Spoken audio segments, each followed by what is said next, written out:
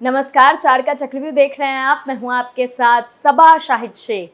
नेता हो या अपराधी, आतंकी हो या जिहादी, जो भी गलत करेगा वो चक्रव्यूह के चक्र से नहीं बचेगा। उनके कारनामों को एक्सपोज करूंगी, एक एक करके पूरी डिटेल में इनके गुनाहों का काला चिट्ठा खोलूंगी। तो चलिए बताते हैं आज के वो कुछ नाम जो चक्रव्यूह के चक्र में आ गए। वो है अखिलेश यादव।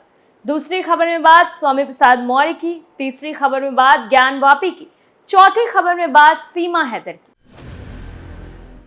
सबसे पहले बात अखिलेश यादव की। समाजवादी पार्टी से बागी हुए नेताओं ने अपना एक अलग मोर्चा बना लिया है, जिसका नाम स्वाभिमान समाजवादी मोर्चा रखा गया है। इसकी शुरुआत 10 सितंबर को लखनऊ से होगी। बागी नेताओं का कहना है कि इसके बैनर तले सपा से बागी और नाराज नेताओं को इस मंच में जोड़ा जाएगा। सपा लोहिया वाहिनी के पूर्व राष्ट्रीय अध्यक्ष प्रदीप तिवारी, युवजन सभा के पूर्व प्रदेश अध्यक्ष ब्रजेश यादव और पार्टी के वरिष्ठ नेता पीडी तिवारी पार्टी से निष्कासित होने के बाद स्वाभिमान समाजवादी मोर्चा का गठन किया गया है। इसे सियासी दल के रूप में मान्यता लेने का भी प्रयास शुरू कर दिया गया है। इन नेताओं ने दावा किया है कि पिछले 15 दिन में उन्होंने करीब 50 से ज्यादा जिलों का दौरा कर पार्टी से नाराज चल रहे नेताओं से बातचीत की है। 10 सितंबर को लखनऊ के विश्वेश्वरैया हॉल में प्रदेश भर के नेताओं समाजवादी चिंतक शिरकत करेंगे। इसमें समाजवादी विचारधारा को बचाने के लिए रणनीति तैयार की जाएगी और जनहित के अलग अलग मुद्दों पर मंथन होगा।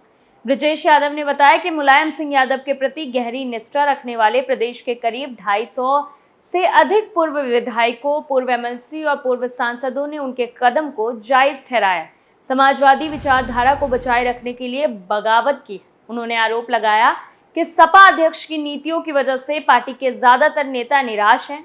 वहीं प्रदीप तिवारी का कहना है कि मुलायम सिंह यादव ने जिस उद्देश्य को लेकर सपा का गठन किया था, अब उसके नेता रास्ते से भटक गए। पीडी तिवारी ने बताया कि 10 सितंबर को स्वाभिमान समाजवादी मोर्चा के बैनर तले लखनऊ, कानपुर, गोरखपुर, इलाहाबाद, अलीगढ़ विश्वविद्यालय सहित विभिन्न विश्वविद्यालयों के पूर्व छात्र नेता भी हिस्सा लेंगे। गौरतलब है कि पिछले दिनों सपा से बगावत करने वाले समाजवादी लोहिया वाहिनी के पूर्व अध्यक्ष प्रदीप तिवारी, समाजवादी युवजन सभा के पूर्व प्रदेश अध्यक्ष ब्रजेश यादव और सपा के टिकट पर विधानसभा चुनाव लड़ चुके पीडी तिवारी को पार्टी से निष्कासित कर दिया गया था।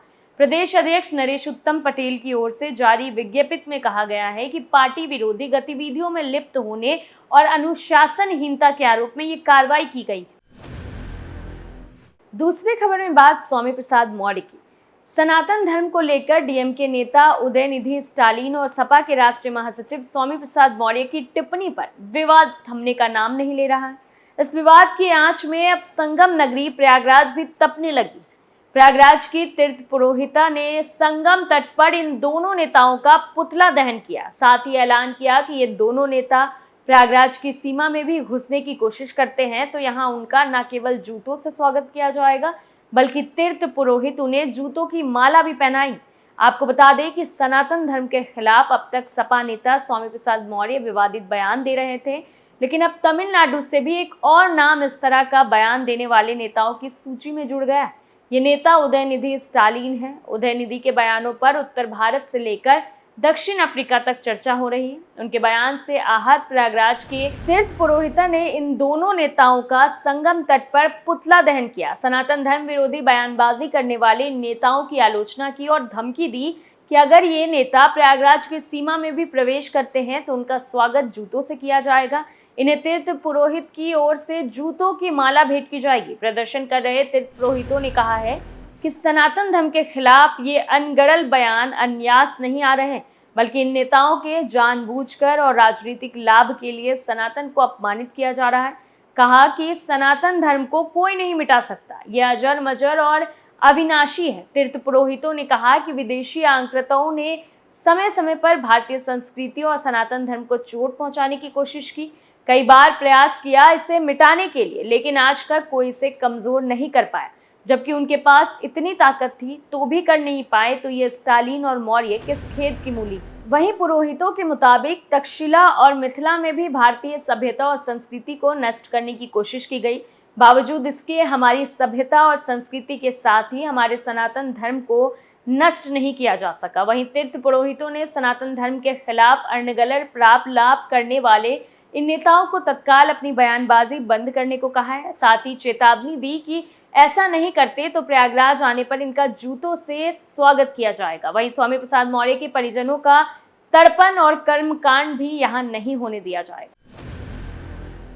तीसरी खबर में बात ज्ञानवापी की। अंजुमन इंतजामिया मस्जिद कमेटी ने वाराणसी के जिला मजिस्ट्रेट को पत्र लिखकर ज्ञानवापी मस्जिद परिसर में एएसआई के सर्वेक्षण को रोकने की मांग की है। मस्जिद समिति ने कहा कि 2 सितंबर के बाद एएसआई द्वारा किया जा रहा सर्वेक्षण अमान्य है, क्योंकि समिति ने वाराणसी जिला अदालत में एक आवेदन दायर किया है और 8 सप्ताह का समय मांगा है, जिस पर 8 सितंबर को सुनवाई हो। मस्जिद कमेटी के संयुक्त सचिव एसएस यासीन ने कहा कि अब तक ना तो समय अवधि अदालत में बढ़ाई गई है और ना ही सर्वेक्षण जारी रखने के लिए कोई आदेश पारित किया गया है। 2 सितंबर के बाद ज्ञानवापी मस्जिद में एएसआई द्वारा किया गया सर्वेक्षण अमान्य है, इसलिए हमने जिला प्रशासन से सर्वेक्षण रोकने का अनुरोध किया है।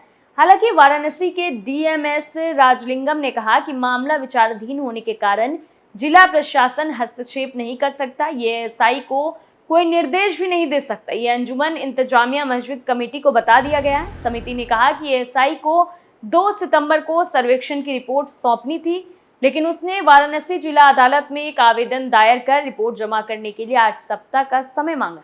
क्योंकि जिला न्यायाधीश छुट्टी पर थे, इसलिए मामला अतिरिक्त जिला न्यायाधीश प्रथम एडीजी की अदालत के समक्ष रखा गया। एडीजी ने मामले को जिला जज की अदालत में पेश करने का आदेश दिया।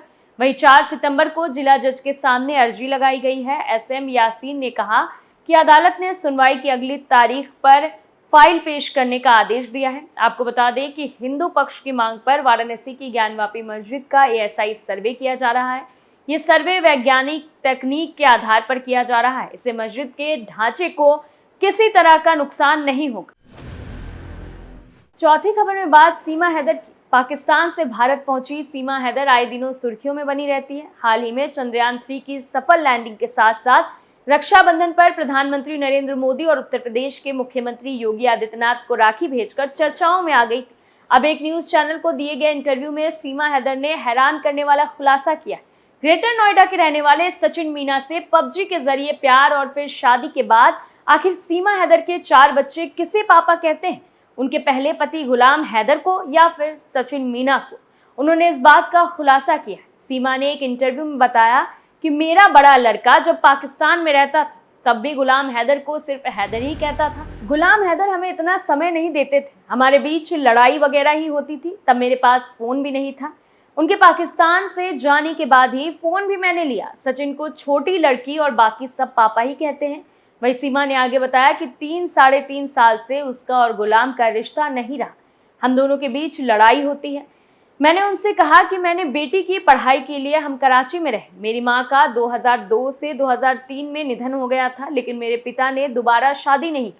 इसके बाद हमें पाल पोस कर बड़ा किया। हम लोग काफ़ी अमीर नहीं थे। सीमा हैदर ने कहा कि जब से वो भारत आई है तब से गुलाम हैदर ने कोई भी उससे संपर्क नहीं किया। वो सिर्फ मीडिया में ही बोलते, मुझसे कोई संपर्क नहीं किया। उनसे जब पूछा गया कि अब भी उसे सीमा हैदर ही कहा जाता है तो इस पर क्या उन्हें बुरा लगता है, तो उन्होंने कहा कि बहुत ज़्यादा बुरा लगता है, मेरे पुराने दुख याद आ जाते हैं। सीमा ने बताया कि हमारी शादी हो चुकी है और अब मैं सीमा मीना बन चुकी हूँ। अभी फिर से शादी का प्लान है और धूमधाम से सबके सामने होगी, जिससे पूरे पाकिस्तान को पता चल जाएगा कि सीमा दुखी नहीं।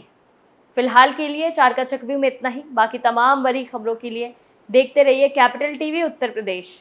नमस्कार।